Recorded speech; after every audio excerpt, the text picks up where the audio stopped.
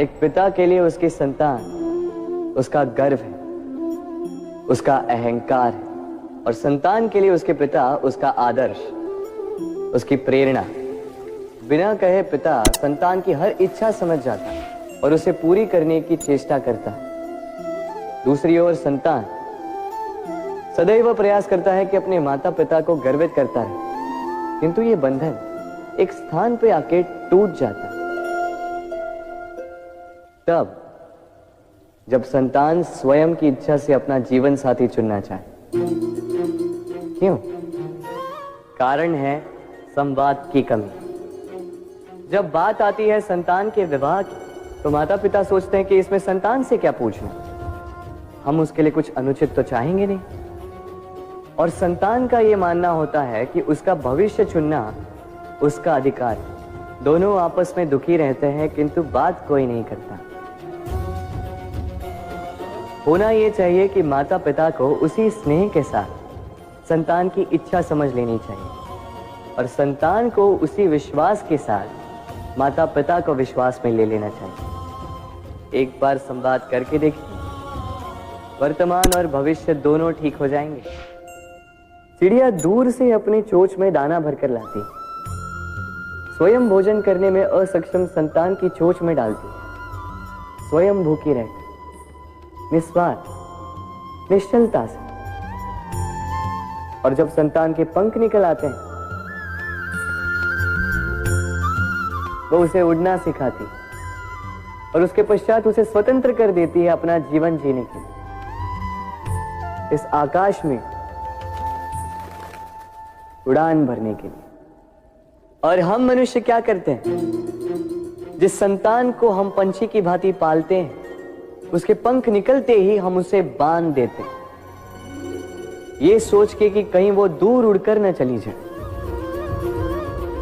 ऐसा नहीं कि इस स्थिति में माता पिता को संतान से प्रेम नहीं है, अवश्य, किंतु इसमें प्रेम पर मोह भारी पड़ जाता है, जो स्वयं अपने और संतान के भविष्य के बीच में बाधा बन जाता है। हम ये भूल जाते हैं कि हम केवल जन्मदाता हैं, भाग्य विधाता नहीं। तो जब प्रेम में मोह आ जाए तो वो प्रेम नहीं, स्वार्थ बन जाता है। इसलिए प्रेम को पास रखिए और मोह को दूर, क्योंकि जिससे प्रेम करते हैं उसका विकास नहीं रोका करते। राधे राधे।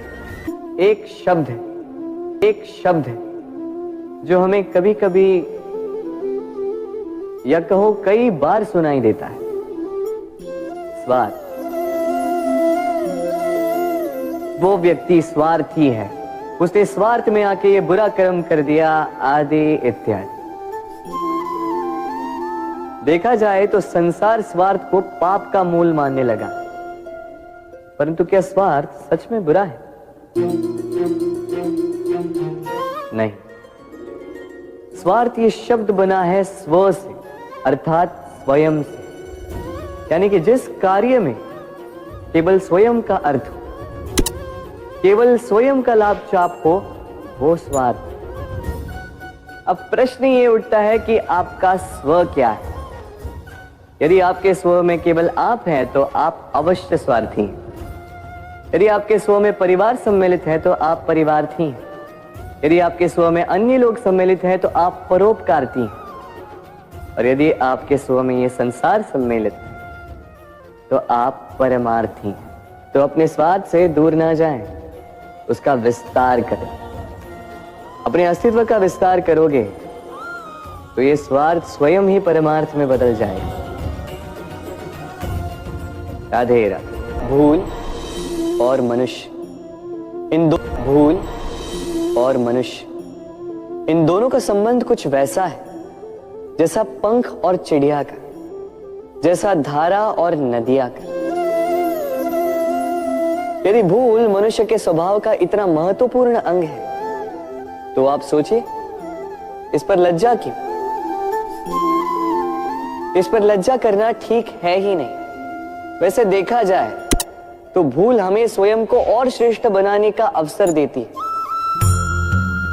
पहले से अच्छा प्रदर्शन करने की प्रेरणा देती है। अब कदाचित आप में से कुछ इस बात से सहमत नहीं हो, क्योंकि बहुतों की दृष्टि में भूल दोष को जन्म देती है, दोष अपराध को, और अपराध के लिए क्षमा नहीं, दंड मिलना चाहिए।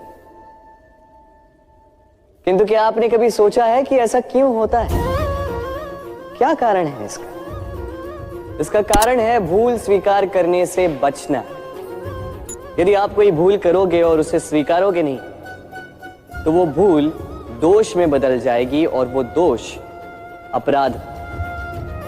तो साहस रखिए, अपनी भूल को स्वीकार करना अपनी भूल को सुधारने की दिशा में सबसे पहला कदम होता है।